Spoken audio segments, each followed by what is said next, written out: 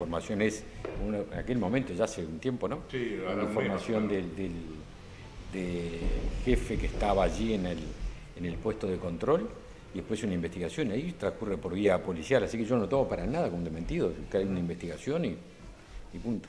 Ahora, en estos días se ha dado también una serie de procesamientos, 10 personas procesadas por varios delitos, inclusive se habla de asociación para delinquir, pero uno de ellos es el abigeato. ¿Qué está pasando con la presencia de los militares, precisamente, que uno de los cometidos en esta zona era el control del abigeato? Y el control de fronteras que empezamos en marzo del 20 viene con absoluto normalidad, en una función que es nueva, ¿no? Apenas tiene 3 años y que nunca se había desplegado de esta forma en la frontera.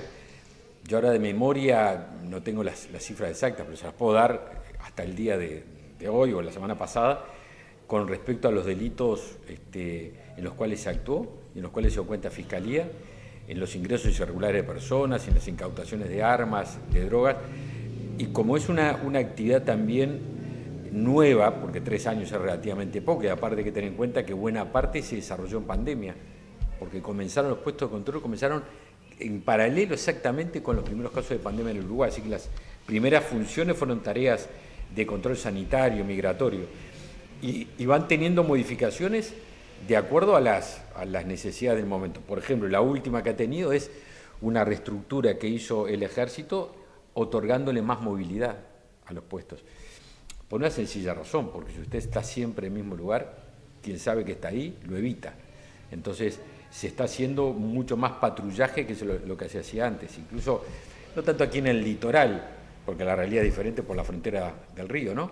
Pero en el norte, con la frontera seca, se están llegando a lugares donde prácticamente no había presencia del Estado, porque lugares donde usted está con un pie en un país y con un pie en Brasil, un pie en Uruguay y un pie en Brasil, y hay cientos de kilómetros de frontera con Brasil. Así que la actividad viene muy bien, estamos incluso haciendo algo que habíamos hablado con el ministro de Defensa de Brasil hace 2 o 3 meses atrás, que yo me encontré con él en Río de Janeiro, y es un trabajo también en conjunto, aprovechando las operaciones de frontera que se llaman Ágata, que hace Brasil en la frontera norte. Hemos hecho actividades y ejercicios en paralelo, Brasil de su lado, nosotros del nuestro, y manteniendo comunicaciones y trabajo en conjunto. Así que viene muy bien. Teniendo en cuenta y siguiendo esta línea de razonamiento, que capaz que en la frontera seca y en otros puntos del país ha resultado efectivo. Acá no parece, usted ministro me dice que no tiene datos. No tengo, pero no tengo memoria. Ahí está, de la actividad que se ha realizado acá. Yo, desde el punto de vista periodístico, me permito comentar algunos.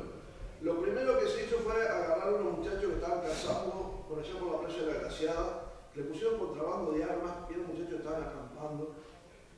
Esto de los tiros, esto que queda realmente es una anécdota.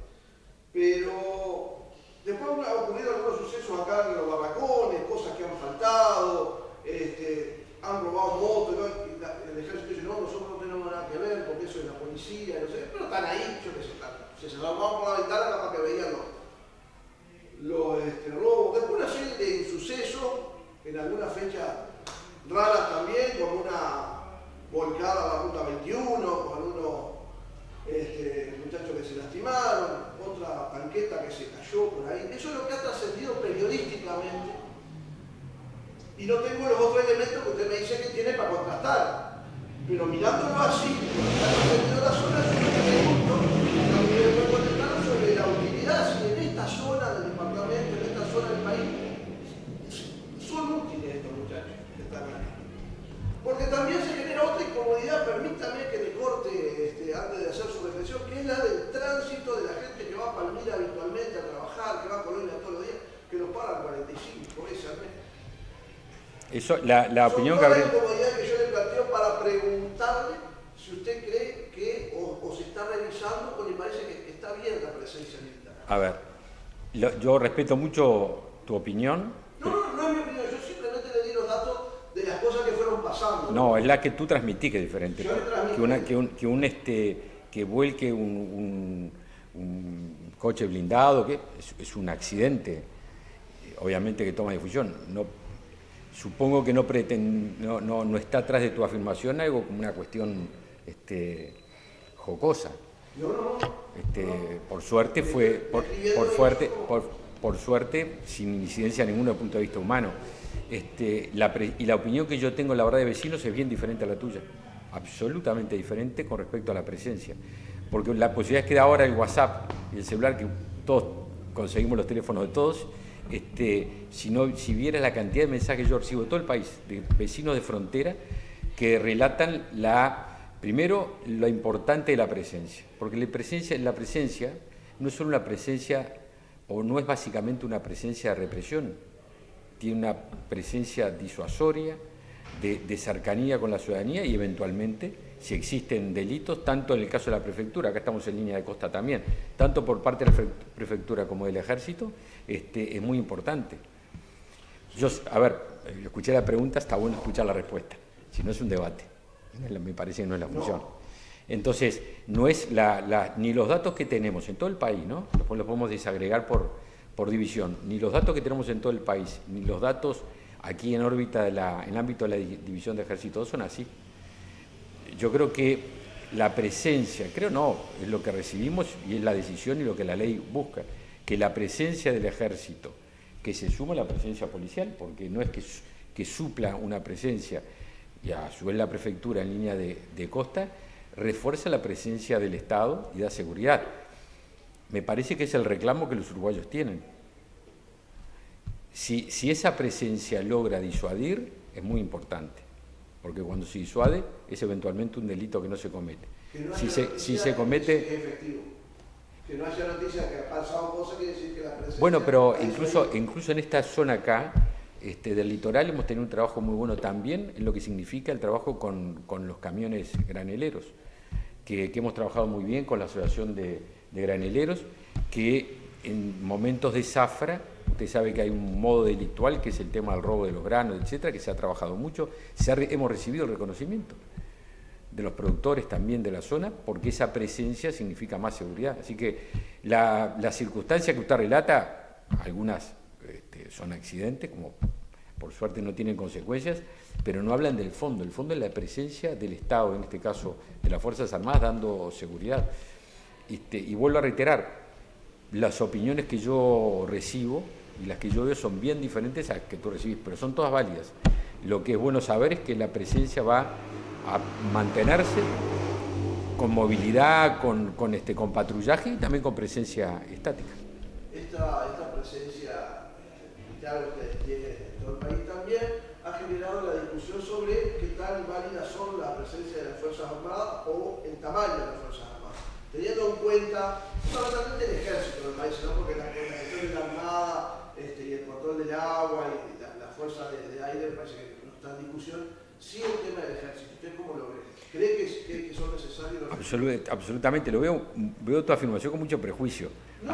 Sí, lo noto muy prejuiciosa, porque yo no judico intencionalidad, digo que noto un prejuicio porque justamente la ley que habilita la presencia de los 20 kilómetros de frontera de la Fuerza Armada es una ley que todo el sistema político votó por unanimidad, es decir, que la opinión de todo el sistema político, de todos los signos en el año 2018, creo que fue, coincidió en eso, no se puso en funcionamiento, lo pusimos en funcionamiento nosotros, y eso significó, por ejemplo, un dato que después vamos a ver los datos en los restantes eventos, pero en ingreso irregular de personas, más de 3.000 se evitó el ingreso de más de 3.000 personas al Uruguay en forma irregular. Vaya dato significativo, más de 3.000 personas. Y a eso agrego, vuelvo a reiterar, casos de abigeato, casos de incautación de armas, de incautación de drogas, de gran contrabando, en fin, una cantidad de circunstancias, aproximadamente 180 delitos en curso, y esto sí, la memoria me ayuda, 180 delitos en curso se evitaron por la presencia de las Fuerzas Armadas, que como todos delitos, no solo es una violación a la ley, sino también la eventualidad de evitar el compromiso y la afectación de terceros. No, yo le pregunté por la cantidad, no por la efectividad. Bien. Claro, pero ya que usted lo menciona, y como dice algunos deberes también, la relación de efectivos militares militares en Uruguay respecto a la población es mucho más alta que inclusive que en Rusia, que en Estados Unidos. En Estados Unidos hay 421 soldados del Banco Mundial, ¿no? 421 militares cada 100.000 habitantes. En Uruguay tenemos 600. Bueno, porque el razonamiento... En Rusia tenemos mucho menos. En Brasil, que estamos al lado bastante más grande, 160. Por eso yo le pregunto... Bueno, el parte de un error profundo, lo que acabas de afirmar. A ver. El error es que las fuerzas armadas no se miden en virtud de la población, se miden en virtud del territorio. Porque tú puedes tener en Uruguay 3 millones y pico como somos, o 10 personas y las fronteras son las mismas. Y las Fuerzas Armadas tienen una función fundamental que es garantizar, entre otras cosas, la soberanía, las fronteras. Si las fronteras son las mismas, vivan en Uruguay 3 millones y pico como vivimos, o si viviéramos 1 millón, son exactamente las mismas. La presencia, la cantidad de Fuerzas Armadas no se mide en virtud de la población, es un error conceptual, se mide en virtud del territorio. Con relación a el tipo de control de frontera, ¿hay algún lineamiento de parte del Poder Ejecutivo con respecto a los controles desde el punto de vista aduanero hoy que se está dando tanto el cruce hacia la República Argentina? Si bien no hay un kilo cero, no hay, pero digo, claro, ¿hay alguna línea de control en rutas? A ver, la situación, ustedes viven en frontera, la situación de intercambio de moneda con respecto a los precios de la moneda con Argentina es una relación que hace que la diferencia sea enorme. Ya hace 2 o 3 meses, me acuerdo, en el Poder tuvimos una reunión en Presidencia de la República y se decidió, sobre todo por reclamo de y la circunstancia que generaba al lado uruguayo, en la frontera, Salto, Paysandú, en el lado de los puentes, Fraiventos, etc. Lo que se hizo ahí fue que la aduana, porque tengamos en cuenta que lo que es tarea de control es tarea aduanera legalmente, la aduana iba a ser más estricto en el cumplimiento concreto de los parámetros, los 5 kilos, etc. Y que el ejército iba a ayudar, está la prefectura en los puentes, pero que el ejército iba a ayudar facilitando la tarea que hace la aduana. Eso generó también, me adelanto a decirlo, una queja del sindicato de aduanas, de los funcionarios, pero recibió un respaldo de la dirección de aduanas. Nosotros nos relacionamos institucionalmente con el director. Ya había existido una queja hace 2 años de los funcionarios aduaneros y también existió el respaldo y el agradecimiento de la dirección de aduanas para el papel que cumplía los soldados. Le agrego datos porque la vida se nutre de circunstancias cotidianas, reales. Si ustedes, como yo hice, van allí a Noblía, ruta 8, rumbo a Ceguá, hay que ver que allí, por ejemplo, hay un puesto aduanero, al lado hay un puesto de control del ejército.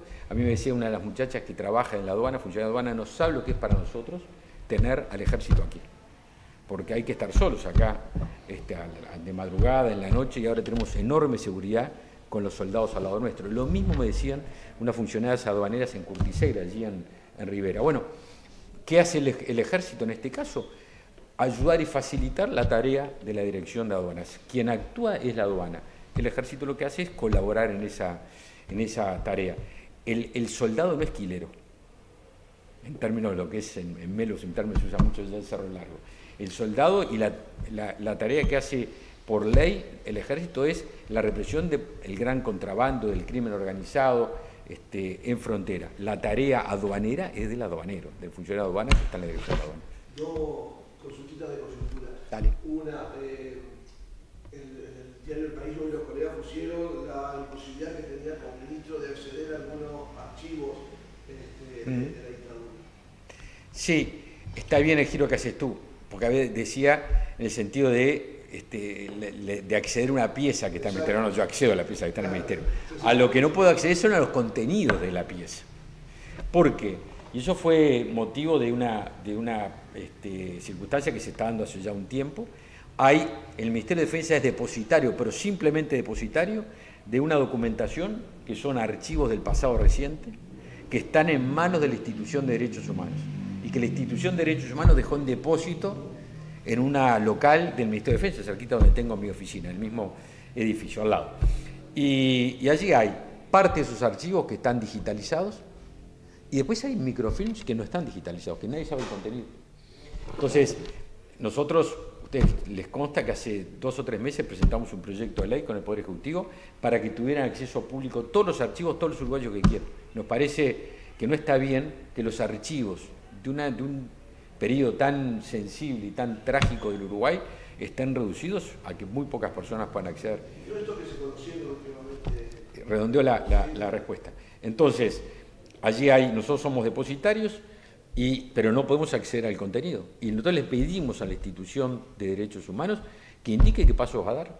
Yo me voy a reunir en los próximos días con la institución de derechos humanos, me solicitaron una reunión, lo cual me parece muy bien, así que en las próximas horas, porque hay como una contradicción, ¿no? Es decir, se dice que son muy importantes, pero cuando están a disposición, están allí, hace 3, 4, 5 años. No, la institución de derechos, no, tengo idea, no están trabajando. Y por eso por eso que yo se los entregué lo que está digitalizado. Le di noticia a la Fiscalía hace unos días atrás, al doctor Iglesias, y al mismo tiempo le di una memoria que había allí, que se nos entregó, para que él tuviera. Pero hay una parte, y que está también organizaciones de derechos humanos, están en conocimiento de lo que está digitalizado, pero hay una cantidad de rollos allí que no se sabe el contenido y que me parece importante que se conozcan. ¿Y qué lectura hace usted con respecto a eso? ¿Por qué no se avanzó en eso? Yo creo que hay sectores del Frente Amplio que este tema de los archivos como que les quema. Como el cierro de la respuesta, como que les quema, porque, a ver, se habla de la verdad y nosotros decimos sí, toda la verdad, y para todo el mundo, no una parte de la verdad y para unos pocos, toda la verdad y para todo el que quiera, y por eso presentamos un proyecto de ley para que tuvieran acceso público. Ese proyecto de ley está cajoneado en la Comisión de Derechos Humanos del Senado. Me consta que el senador Gandini ha pedido tratar el proyecto de ley y todavía no ha avanzado. Por otro lado, tenemos esta circunstancia de archivos, de microfilms, que están hace 4 años, 5 años allí, y que la institución de derechos humanos, y sobre todo el delegado del Frente Amplio, que es el que está, porque el resto de las autoridades son muy nuevas, y es el que está en estos temas, no ha tenido actividad. Ayer públicamente el delegado del Frente Amplio en la institución de derechos humanos, o el delegado del Frente Amplio, quien fue impulsado por el Frente Amplio, reconoció que no había dado ninguna orden para digitalizarlo. Nosotros lo que pedimos es que se procesen y que se den a luz pública. No podemos hacerlo nosotros porque no tenemos autoridad legal para hacerlo. Por eso presentamos un proyecto de ley. Y en esa línea de pensamiento que usted expresó, que cree que hay sectores del Frente Amplio que el tema de derechos humanos les quema. No, dije los archivos. Los archivos les quema. ¿Puede interpretarse también por qué en 3 periodos de gobierno del Frente Amplio no se avanzó en el tema del esclarecimiento de lo ocurrido en la dictadura? No quiero hacer conjeturas, no me corresponde. Lo que digo es toda la verdad. Porque si hay algo que nos compromete a todos es el conocimiento, tener los datos. Después cada uno se hace sus valoraciones, pero que de un tema tan sensible del Uruguay, del pasado reciente del Uruguay, no tan reciente, 50 años no es tan reciente, pero bueno, para un país que es bicentenario apenas. Entonces, que solo pueda tener acceso a algunos uruguayos no nos parece bueno, y todavía que haya habido, como hubo, denuncias públicas, no hace mucho, públicas, de cómo manipulación de esos archivos, con intencionalidades políticas. Entonces, ¿qué mejor que la publicidad? ¿Qué mejor que cada uno tenga acceso, el que quiera, y que se haga las opiniones que mejor le parezcan? Y vuelvo a reiterar, lo que es objetivo es que los archivos Berruti estuvieron allí y muy poca gente tuvo acceso. Y cuando presentamos el proyecto de ley, como por arte de magia, a los pocos días apareció algo publicado, no se sabe de dónde, hay una investigación que está haciendo el doctor Iglesias. Que estos archivos que tiene la institución de derechos humanos hace años en el Ministerio de Defensa no haya tenido actividad. Que presentamos un proyecto de ley que está en el Senado, y en el Senado, en la Comisión de Derechos Humanos, no se trata y no se pone arriba de la mesa. Bueno, esos son datos objetivos. Nosotros lo que decimos es toda la verdad. Toda. ¿Por qué no saber toda la verdad? Por eso digo, me parece que a algunos sectores del Frente Amplios les quema el tema de los archivos, no quieren saber nada con eso. Algunos archivos, justamente los archivos Berruti se encontraron en la primera gestión del Frente Amplio, ¿no? Mi pregunta es, ¿ustedes han encontrado, tienen información de algún archivo nuevo? Porque estamos trabajando sobre archivos de periodos anteriores. ¿Tienen alguna información? ¿Han encontrado algunos archivos en esta gestión? Se encontraron hace años. ¿Quiénes lo conocen? Entonces, si los que tenemos no se conocen, empecemos a conocer. Acá tenemos otros archivos que están ahí, hay rollos microfilmados. Y nadie, no se conocen los que están. Fíjense ustedes, en el Ministerio de Defensa, cuando encontramos archivos hace un par de años, a las 3, 4 días los publicamos en la web, sin limitaciones.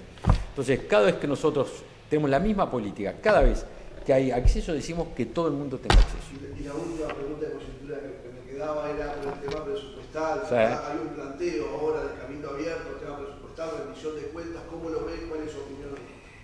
Primero, tema salarial, ¿no? Dentro de la rendición de cuentas, salarial. Exacto. Primero del punto de partida, y el punto de partida es que de la ley de presupuesto del 2020 a cuando termine este año, habremos invertido en incrementos salariales para el personal militar de menor jerarquía, personal subalterno y los oficiales más jóvenes, más de 40 millones de dólares de incremento salarial. Incluso en la ley de presupuesto, cuando hubo el impacto, que fue en el 2020, en plena pandemia, con todo el impacto que tuvo económico, que hubo una pérdida de salario real en todos los trabajadores, como sucedió por la crisis económica que produjo la crisis sanitaria. Aún allí, por la decisión del Poder Ejecutivo, fue dar aumentos especiales para que empardar esa pérdida salarial y que el impacto no fuera. Personal de soldado, todo el personal subalterno, y después en las sucesivas rendiciones de cuentas incluimos a los oficiales más jóvenes. Usted me pregunta, ¿usted está conforme? Y yo le contesto, no estoy conforme. Lo dije en la Comisión de Rendición de Cuentas. Pero integro un Poder Ejecutivo. Todos los ministros que integramos el Poder Ejecutivo firmamos el proyecto de rendición de cuentas y así lo enviamos al Parlamento. Serán los senadores ahora quienes trabajarán en la materia, pero es bueno el punto de partida. El incremento salarial desde el 2020, cuando termine este año, va a ser de más de 40 millones de dólares de masa salarial incremental para los soldados. Por una sencilla razón, porque fueron los funcionarios públicos más postergados. Esto produjo que inclusive la brecha salarial que había entre un soldado de ingreso y un administrativo de ingreso en cualquier ámbito de la administración pública superaba el 35%. Y hemos achicado en más de 11 puntos la brecha salarial de ingreso. Quisiera volver un poquito al tema de la presencia de los militares y la relación, ministro, que su ministerio tiene en lo que es el control por el tema de drogas. No solamente un Uruguay como puerta de salida de la droga para otros países del mundo, sino también la realidad que se da en el crecimiento del narcomenudeo en nuestro país. ¿Qué relación tiene, qué compromiso tiene su ministerio en el control fronterizo precisamente, tanto aéreo como terrestre o acuático, el control de parte de su ministerio? El problema más grave, la amenaza más grave que tienen las instituciones hoy en todo el mundo, pero en nuestra región, es el narcotráfico. Es el problema más grave y la amenaza más grave de las instituciones democráticas. El poder del narcotráfico en el mundo y en la región es realmente una amenaza para las democracias. Y el Uruguay no está exento de eso. Y quien crea que esto es algo que se ve en la televisión, en series internacionales, se equivoca. Está acá. Y por lo tanto es imperioso, y ahora voy a decirlo desde el trabajo de nuestro ministerio, hemos, en esta misma ley de frontera, uno de los elementos que es vital en esto es la lucha contra el crimen organizado, lo hablamos hace unos minutos atrás. Y para esta lucha se requiere no solo el despliegue organizado de las fuerzas de seguridad, como se está haciendo. La policía ha llevado adelante récords históricos en incautación de droga en este periodo. De narcotráfico a nivel grande y a nivel de micro, como decías tú recién, récord.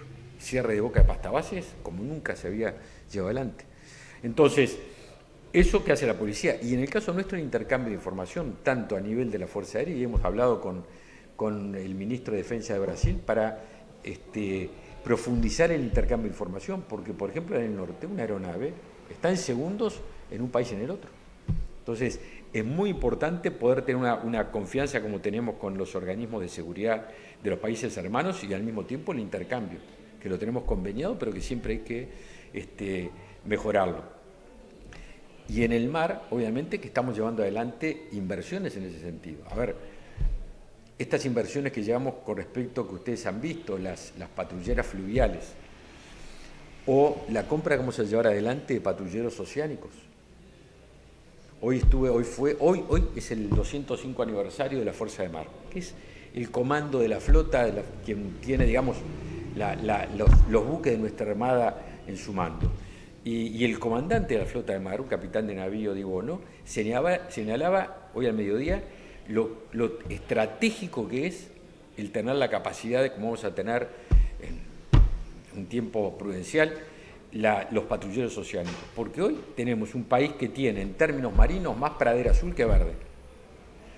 Somos más grandes en agua que en tierra. Sin embargo, tenemos un límite crítico en poder patrullar el océano. Nadie dudaría que son necesarios policías y patrulleros para patrullar Carmelo, bueno, o cualquier lugar. Bueno, tampoco se puede dudar de la necesidad de patrullar el océano y nuestras aguas.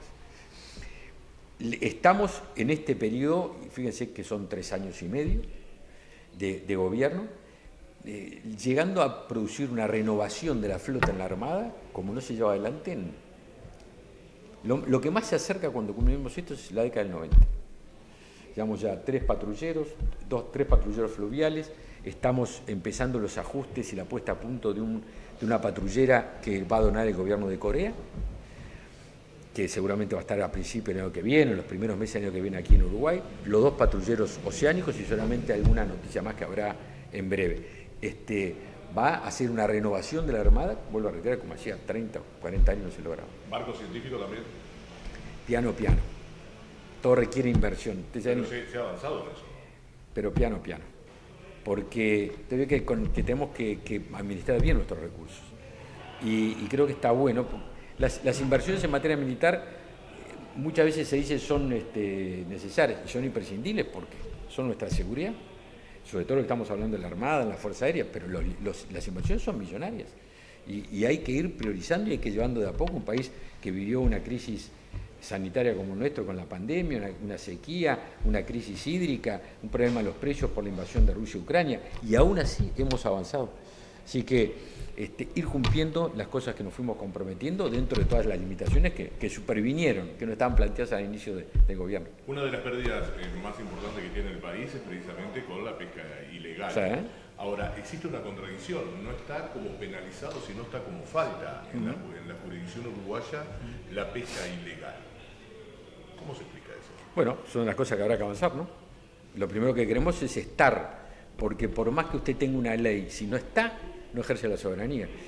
Por muy buenos marinos que tengamos, nadando no pueden cuidar el océano.